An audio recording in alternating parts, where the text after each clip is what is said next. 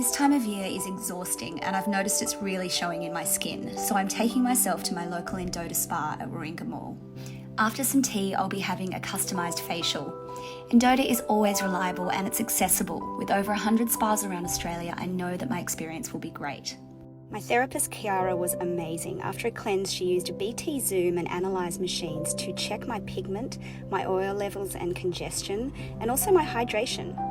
Good news, I got a score of 40, which is apparently not bad. All that water's been paying off. Then she used the BT micro machine to exfoliate and infuse products.